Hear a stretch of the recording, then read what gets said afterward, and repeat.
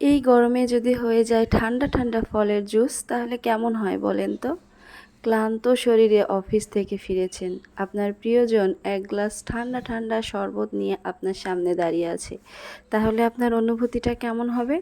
আসসালামু আলাইকুম এভরিওয়ান, কেমন আছেন সবাই? আশা করছি ভালো আছেন। আমি আলহামদুলিল্লাহ ভালো আছি। আজকে আমি আপনাদেরকে তৈরি করে দেখাবো সাম্মাম ফলের জুস। খুবই আনকমন একটা ফলের জুস। এমনি খেতে যেমনই হোক না কেন, জুস বানিয়ে খেতে কিন্তু অসাধারণ লাগে।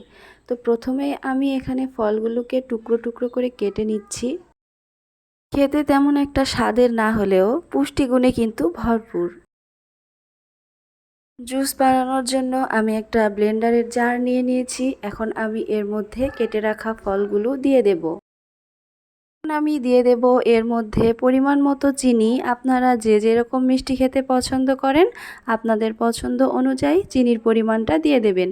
আর দিয়ে দেব একটু লবণ, মিষ্টির ব্যালেন্সটা ঠিক রাখার জন্য একটু লবণ দিয়ে দেব। এখন আমি ব্লেন্ডারে জুসটা বানিয়ে নেব। আরও একটা কথা আপনাদেরকে বলে রাখি, এখানে আমি কিন্তু হাফ কাপের মতো গরুর দুধ দিয়েছিলাম, ভিডিওতে স্কিপ হয়ে গিয়েছে। তো দেখুন হয়ে গিয়েছে আমার ঠান্ডা ঠান্ডা সাম্মাম ফলের জুস। এখন শুধু পরিবেশনের পালা।